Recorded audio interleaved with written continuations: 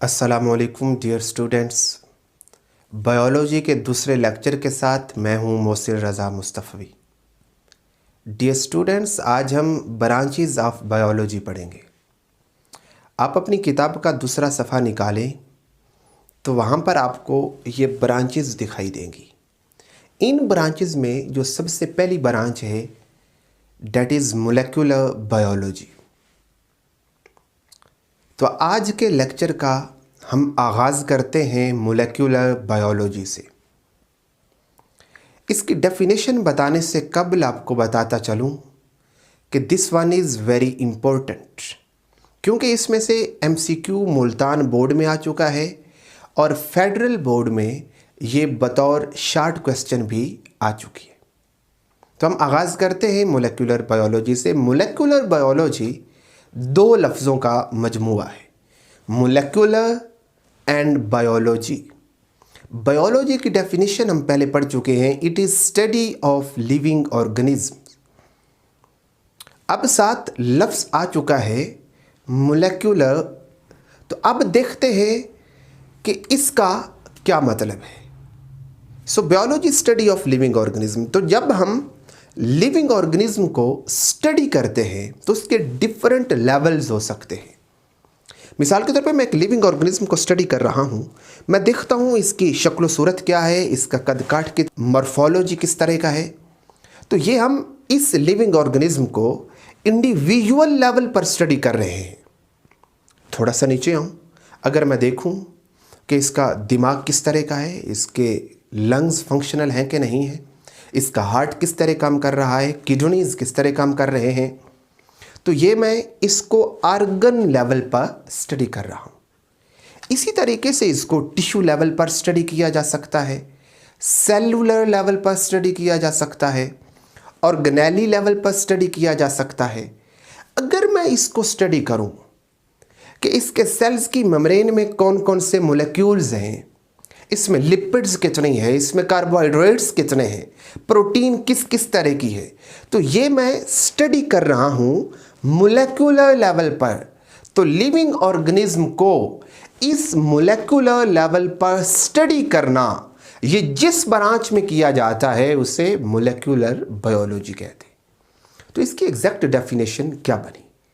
This is branch of biology which deals with the study of organisms, cells, their organelles at molecular level. So ये definition अच्छे तरीके से ज़हन नशीं कर लें कि मोलेकुलर लेवल पर लिविंग ऑर्गेनिज्म को स्टडी करना मोलेकुलर बायोलॉजी कहलाता है। अब हम दूसरी डेफिनेशन की तरफ आते हैं। दूसरी डेफिनेशन है एनवायरमेंटल बायोलॉजी। इसके साथ फिर लफ्ज़ बायोलॉजी लग गया है, लिविंग ऑर्गेनिज्म को स्टडी करना। अब साथ लफ्ज़ क्या लगा? एनवायरमेंटल। सो इसमें हम लिविंग ऑर्गेनिज्म को स्टडी करेंगे, मगर किसके रिलेशन के साथ? In relation with their environment. So it is branch of biology which deals with the study of living organisms in relation with their environment. Environment दो तरह का होता है, organic and inorganic. So study of living organisms in relation with their organic and inorganic environment. So relation किस तरह का है कि उसका अपने environment के साथ किस तरह का interaction है, वो अपने एनवायरनमेंट को किस तरह अफेक्ट कर रहा है। कोई भी लिविंग ऑर्गेनिज्म अपने एनवायरनमेंट पे किस तरह असर अंदाज हो रहा है, इस स्टडी को एनवायरमेंटल बायोलॉजी कहते हैं। Number 3, microbiology. फिर बायोलॉजी, लिविंग ऑर्गेनिज्म, मगर अब की बार साथ लफ्ज़ लगा है माइक्रो, MICRO। तो इसका मतलब है ऐसे लिविंग ऑर्गेनिजम्स जो माइक्रो हैं, यानी it is study of micro organisms. Micro organisms बेटे उनको कहा जाता है जो नेकेड आई से नज़र नहीं आते, उनको देखने के लिए हमें माइक्रोस्कोप का सहारा लेना पड़ता है। ऐसे ऑर्गेनिज्म यानी माइक्रो ऑर्गेनिज्म्स कौन कौन से हैं? Bacteria, viruses, protozoa and microscopic algae and fungi. These organisms are microorganisms। और बायोलॉजी की जिस ब्रांच में इन माइक्रो ऑर्गेनिज्म्स को स्टडी किया जाता है उसे माइक्रोबायोलॉजी कहते हैं। ये शॉर्ट क्वेश्चन के तौर पर भी डिफरेंट बोर्ड्स में आ चुकी है, इसको अच्छे तरीके से ज़ेहनशी कर लें। Next branch fresh water biology. Fresh water biology mean living organisms. अब साथ लफ्ज आ चुका है fresh water. So it is study of living organisms living in fresh water bodies. Fresh water bodies किसे कहते हैं? बेटे ब्रॉड लेवल पर वाटर की दो कैटेगरीज है, fresh water and marine water. वो पानी जिसके अंदर साल्ट कंसंट्रेशन बहुत कम है, ना होने के बराबर है, जैसे कि रिवर्स, लेक्स, स्ट्रीम्स वगैरह में, उनको फ्रेश वाटर बॉडीज़ कहा जाता है।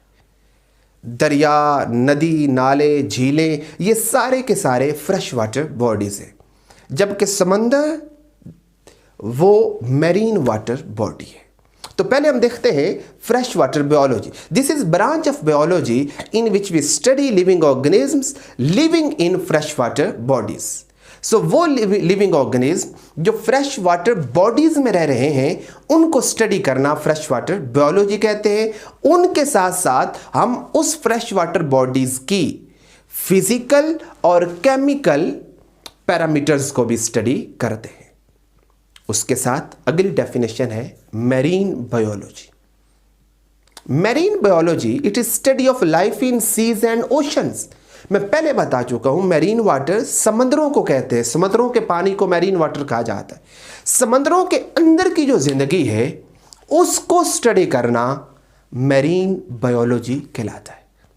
तो उसके साथ साथ हम उस मैरीन वाटर बॉडी यानी ओशंस और सीज के फिजिकल और केमिकल पैरामीटर्स को भी स्टडी करेंगे। अगली branch parasitology. It is study of parasite. Parasite किसे कहते हैं डियर स्टूडेंट्स? वो ऑर्गेनिज्म जो किसी दूसरे ऑर्गेनिज्म पर डिपेंडेंट है, उससे खुराक और शेल्टर ले रहा है, मगर बदले में उसे कोई ना कोई नुकसान पहुंचा रहा है, उस ऑर्गेनिज्म को पैरासाइट कहते हैं। और जिस ऑर्गेनिज्म से खुराक ले रहा है उसको होस्ट कहते हैं।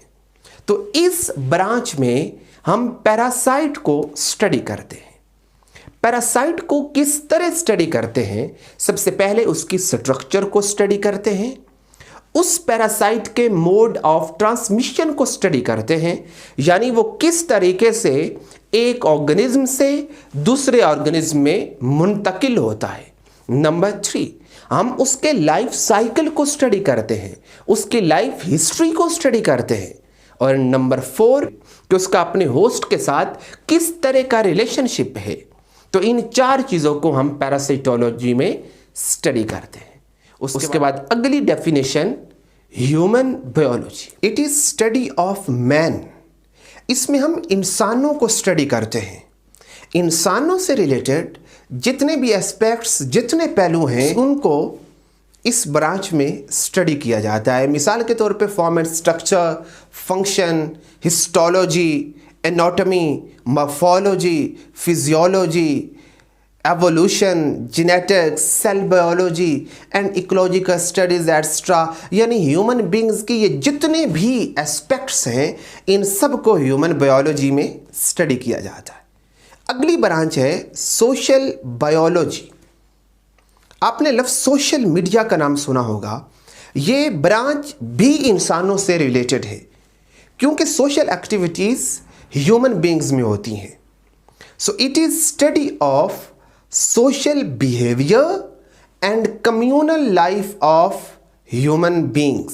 ह्यूमन बींग्स की जो कम्युनल लाइफ है, हम कम्युनिटी में रहती हैं, हर तरह का कम्युनल बिहेवियर होता है, सोशल बिहेवियर होता है, उसके समाजी रवाबत होते हैं, उनको स्टडी करना सोशल बायोलॉजी कहलाता है।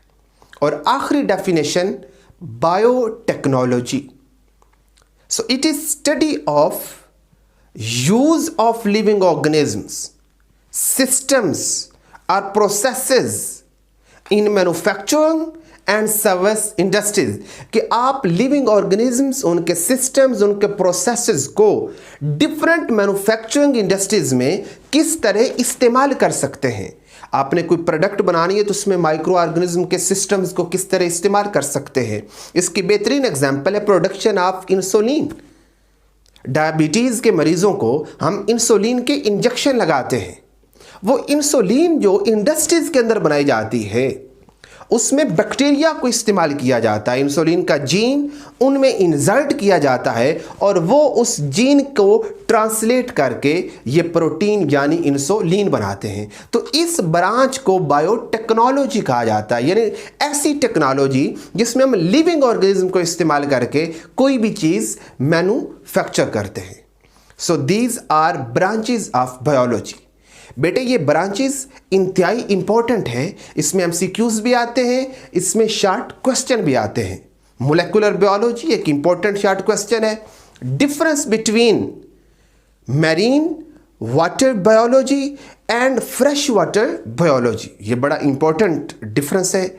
उसके अलावा ह्यूमन बायोलॉजी, सोशल बायोलॉजी, इसकी डेफिनेशन आती है। बायोटेक्नोलॉजी की डेफिनेशन 12 मरतबा बोर्ड के एग्जाम्स में आ चुकी है। पैरासाइटोलॉजी की डेफिनेशन आ चुकी है। तो इन ब्रांचेस को अच्छे तरीके से ज़हन नशीं रखें और आगे हम स्टार्ट करेंगे लेवल्स ऑफ बायोलॉजिकल ऑर्गेनाइजेशन। तब तक अपना बहुत सारा ख्याल रखिएगा। अल्लाह ताला हम सब का हामी व नासर हो।